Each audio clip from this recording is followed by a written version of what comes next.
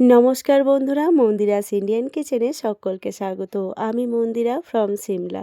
আজকে আমি আপনাদের জন্য নিয়ে চলে এসেছি দারুণ মজাদার একটা ইভিনিং স্ন্যাক্স। পকোড়া তো আপনারা অনেক রকমভাবে বানিয়ে খেয়েছেন, তবে একবার এরকমভাবে ম্যাগি পকোড়া বানিয়ে দেখুন, এর স্বাদ ভুলতে পারবেন না। ম্যাগি পকোড়া বানানোর জন্য প্রথমেই আমি ম্যাগিটাকে সিদ্ধ করে নিচ্ছি। ম্যাগিটা এখানে আমার সিদ্ধ হয়ে গেছে। এরপরে ঠান্ডা জল দিয়ে ধুয়ে কিছুক্ষণের জন্য জল ঝরাতে দিয়ে দিয়েছিলাম।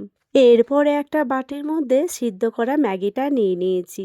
সিদ্ধ করা ম্যাগির মধ্যে যে যে উপকরণগুলো ব্যবহার করব সেগুলো আস্তে আস্তে সব দিয়ে দেব। প্রথমে নিয়ে নিলাম একটা গ্রেট করে রাখা আলু, তারপরে দিয়ে দিচ্ছি একটা গ্রেট করে রাখা গাজর।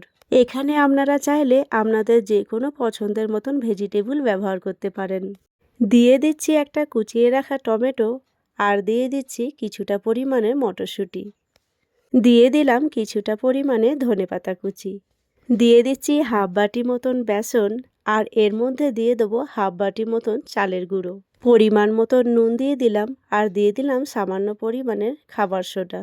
এরপরে এর মধ্যে দিয়ে দিচ্ছি কিছুটা পরিমাণে চিলি ফ্লেক্স, আর দিয়ে দিচ্ছি কিছুটা পরিমাণে অরিগ্যানো। এই চিলি ফ্লেক্স আর অরিগ্যানোটা দিলে এই ম্যাগি পকোড়ার স্বাদটা কিন্তু দুর্দান্ত লাগে। এরপরে এই সব কিছুকে খুব ভালো করে মেখে নেব। আর হ্যাঁ, এখানে কিন্তু আমি কোনো জলের ব্যবহার করিনি। আপনাদের যদি একটু একটু জলের প্রয়োজন হয় তাহলে আপনারা দিতে পারেন, তবে খেয়াল রাখবেন এই মিশ্রণটা যেন বেশি নরম না হয়ে যায়। এরপরে এই মিশ্রণটা থেকে একটু একটু করে নিয়ে ভেজিটেবলের মতন আকার করে নিচ্ছি। আপনারা চাইলে যে কোনো ডিজাইনের বানিয়ে নিতে পারেন, তবে এরকমভাবে বানালে অনেকটা ভেজিটেবল চপের মতন দেখতে লাগবে। আমি এখানে সবগুলোকে রেডি করে নিয়েছি। এরপরে গ্যাসের ওপরে একটা কড়াই বসিয়ে দিলাম, আর কড়াইয়ের মধ্যে কিছুটা পরিমাণে তেল দিয়ে দিচ্ছি। আমি এখানে সর্ষে তেলে পকোড়াগুলো ভাজবো, আপনারা যে কোনো তেলই ব্যবহার করতে পারেন। তেলটা এখানে আমার গরম হয়ে গেছে। এবার আস্তে আস্তে করে পকোড়াগুলো তেলের মধ্যে ছেড়ে দেব।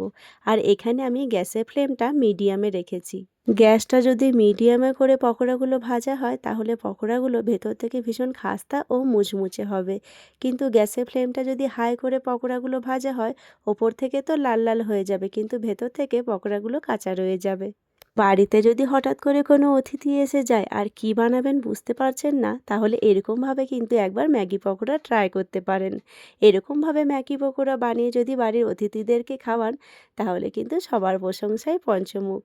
আমার এইদিকে পকোড়াগুলো এক পিঠে লাল লাল করে ভাজা হয়ে গেছে। এবার একটা কাঁটা চামচের সাহায্যে পকোড়াগুলোকে আস্তে আস্তে উল্টে দিচ্ছি। আমার এই ছোট্ট ছোট্ট ভিডিওগুলো আপনাদের কেমন লাগছে অবশ্যই কমেন্ট করে জানাবেন। ভালো লাগলে লাইক, শেয়ার, সাবস্ক্রাইব করে পাশে থাকবেন।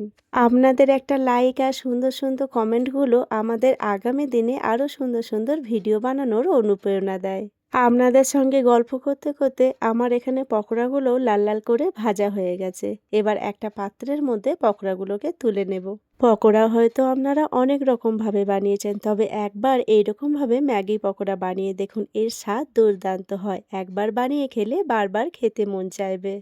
পকোড়াগুলোকে আমি একটা প্লেটের মধ্যে নিয়ে নিয়েছি। আপনারা চাইলে যে কোনো সসের সঙ্গে পকোড়াগুলোকে সার্ভ করতে পারেন, কিংবা এক কাপ চা বা গরম গরম কফি। আর পকোড়ার ওপরে দিয়ে দিচ্ছি কিছুটা পরিমাণে অরিগ্যানো। পকোড়ার ওপরে যদি একটু করে অরিগ্যানো ছড়িয়ে দেওয়া হয় তাহলে পকোড়া স্বাদটা আরও বেশি সুস্বাদু লাগে। আমি এখানে একটা পকোড়া আপনাদেরকে ভেঙে দেখাচ্ছি। পকোড়ার ভেতরটা দেখুন কতটা মুচমুচে হয়েছে। পকোড়াগুলো দেখতেও যেমন সুন্দর হয়েছে, খেতেও তেমনি সুস্বাদু হয়েছে। ভিডিওটাও তাহলে এখানেই শেষ করলাম। আমার আজকের ভিডিও আপনাদের কেমন লাগলো অবশ্যই কমেন্ট করে জানাবেন।